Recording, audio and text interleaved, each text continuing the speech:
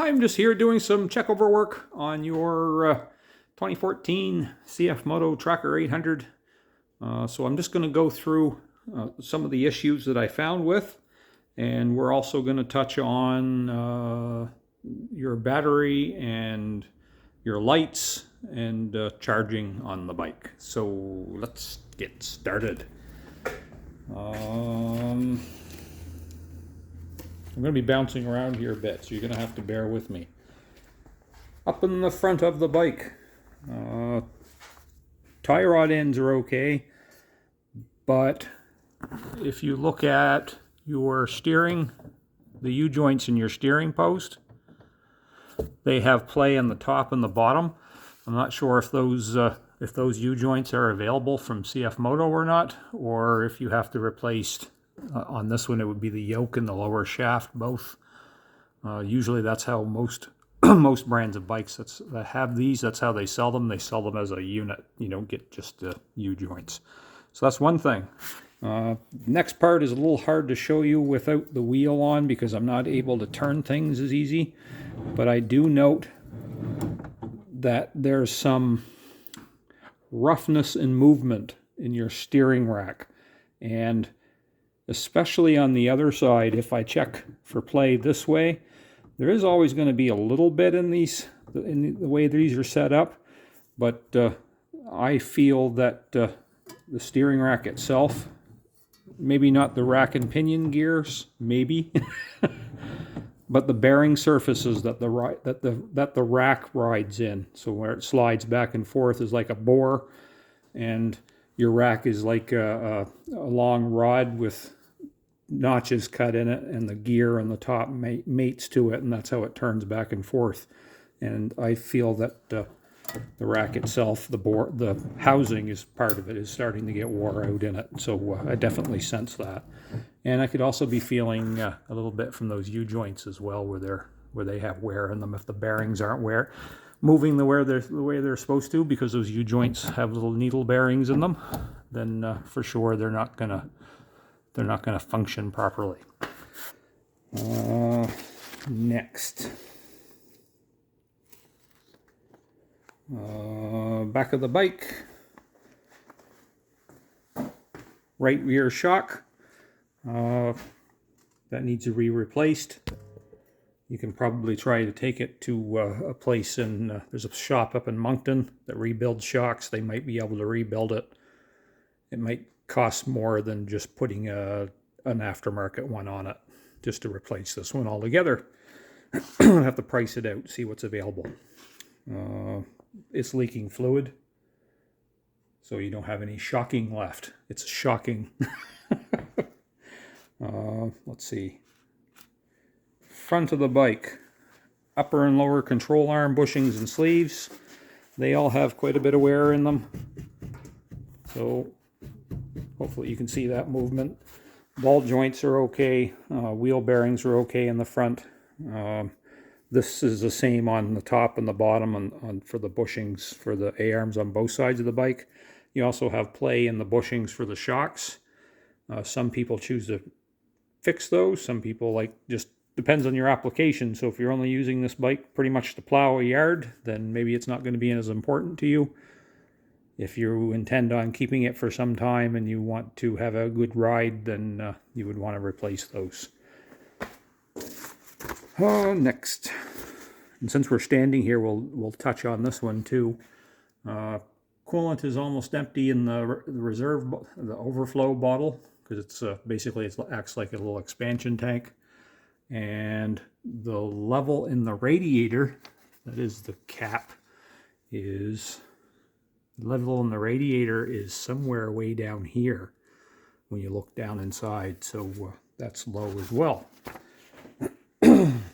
So that needs to be fixed up, filled up, and run the bike up the temp. Make sure that the system's cooling the way it's supposed to, that it's holding pressure the way it's supposed to. There's not any leaks anywhere or anything like that. So next. Shock bushings. Back into the bike. Sorry I'm bouncing around so much. bushings and sleeves for your left rear knuckle. So usually I need to have a wheel on to show the movement. For this one, you can see it pretty easily. And all that is in the bushings and the sleeves. And you also have a bad wheel bearing on this wheel, so that needs to be replaced as well.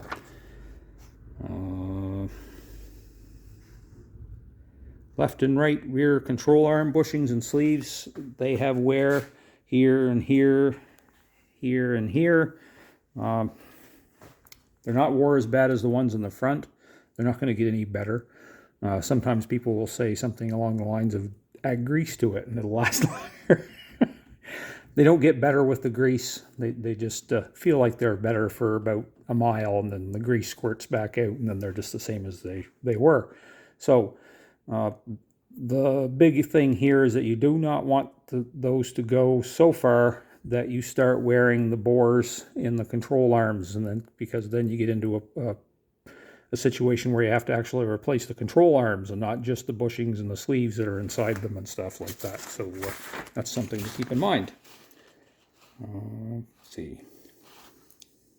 Brake pads in the back end of the bike. The front ones are okay. They're not brand new. They could probably, if you were driving all winter long, I would say you'd be safe enough for the winter. I would put them at somewhere around 60% or a little bit lower. The back ones, this one is not so bad. The outer pad looks good. The inner pads, it's hard to see it with the camera because of the way the light shines, but the inner pad is almost to the metal. Got a little bit of pad left. And the one on this side of the bike, the inner pad is actually wore out to a point where it's actually wearing into the brake disc itself. So we've worn through the pad material on the inner pad, and now we're wearing on the metal backer like you see here on the front of the brake disc. So those need to be replaced.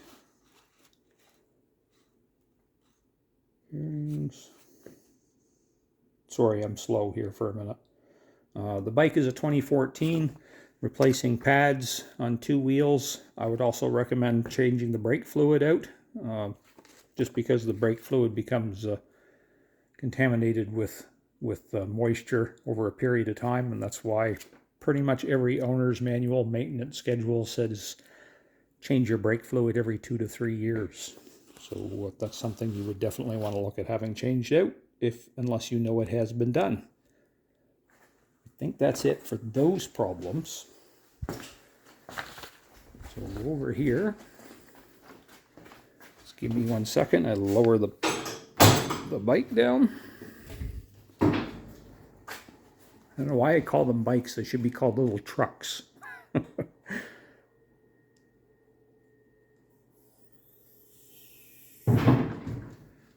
All right. Air filter is filthy. I don't even know how, there's no other way to put it. It's almost completely plugged. So it looks to be something like a K&N filter. It looks like it has a K&N logo on the top. So what I can do is I can try and clean that. I do have K&N filter oil and cleaner here. So I can try and clean that out for you.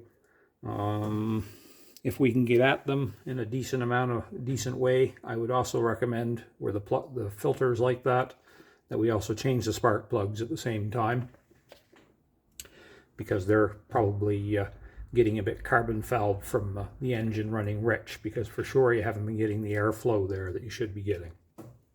I have the battery out right now, but I can tell you that all your lights and dash and everything like that is all working again. You had a blown fuse here on, I forget which one it was. It was a little 10 amp fuse that was popped in it. Just does the lights and stuff, I imagine, is all it's listed here as. Start, turn, horn. So this one here. This 10 amp or this 10 amp. This one anyway, that's red. So I've changed that. They didn't pop again. I ran the bike after I changed it. It didn't pop again, so I don't see an issue with it. What I did see an issue with was, well, there's a few things. First, the battery that I have on charge is over here, and I'm not sure if you installed this or somebody else installed this, but this is a lithium-ion battery. Definitely not what I would put in side by side for the application that you want to use it for, especially during the winter months. This particular NOCO battery will not accept a charge below a certain temperature, and I think it's, if I remember correctly, it's either 10 degrees Celsius, minus 10 degrees Celsius, or minus 20 degrees Celsius. It will not charge, and it also will not function or allow voltage to be, or current to be pulled out of it down to a certain temperature. So if you're finding in colder weather that the bike doesn't seem to want to start and it just clicks, it's not because the battery was dead as much as the battery is saying, hey, it's too cold and I'm already depleted a bit because it was low on charge. It was only 36%. So I'm not going to let any more current come out of it. That's a design that is in that battery. So what I would recommend is replacing this battery with the battery that is supposed to be in it, or at the very least a decent quality AGM battery that doesn't mind the cold so much, doesn't have to have a heater put on it to make it so it'll function and that sort of thing. It won't give you as many issues. The other part about a lithium battery is they generally do not like being discharged a lot. and they like to have a nice constant flow of current. So you got to make sure you have a good charging system. Your voltage regulator is working properly, your stator is working properly. They're a little bit more sensitive to that stuff. They do last a long time if they're used properly. I have a lithium-ion battery here that I've had for 7 years or 8 years, I think, and I still use it for little things around the shop. But for what you're using it for, it's not the battery that I would recommend you having in the bike. That's my opinion. So right now I have it on charge, and it's been here on charge for an hour or so. We're not quite 50% up now, because usually when that orange light goes, once we get past that orange light into the green, then we're into the 75% charge range. So anyway, we're going to leave that on charge, and I'm going to try it in the bike again and retest the charging system after the battery's fully charged. I did find that when I tested it with the battery as it is, with the bike running, I was only getting about 13.2 volts, even at 5,000 or 3,000 RPM. It should be showing me 14 plus, and I'm hoping the reason that it's showing below that is because of the discharge state of the battery. So we're going to try it again with a healthy battery, and or a charged up battery anyway, and see if it works any better. I tested your stator. So I did check the resistance of the stator coils. They all tested okay. I don't have the technical specs, but generally 3-wire stators, you want to see somewhere between 0.1 and 1 ohm resistance between the legs, and you do not want to see any continuity from any of the legs to ground. So I can use this as a ground, frame ground, engine ground, whatever I want to use. One thing I did notice was that on this one wire, you can see that there's covering missing. So that's been broken, and I don't know if that wire is starting to green up down inside or anything like that. It's not something I picked up when I was doing my test, but I would definitely want to cut that and connect it back together and put some shrink wrap on it so that you don't have to worry about it becoming an issue. With the stator plugged into the with the voltage regulator plugged into the stator wire, I get over 14 volts at the voltage regulator, so it is putting out voltage that it should be. It seems to be, anyway. Once again, I have to retest with a healthy battery before I can tell you for sure.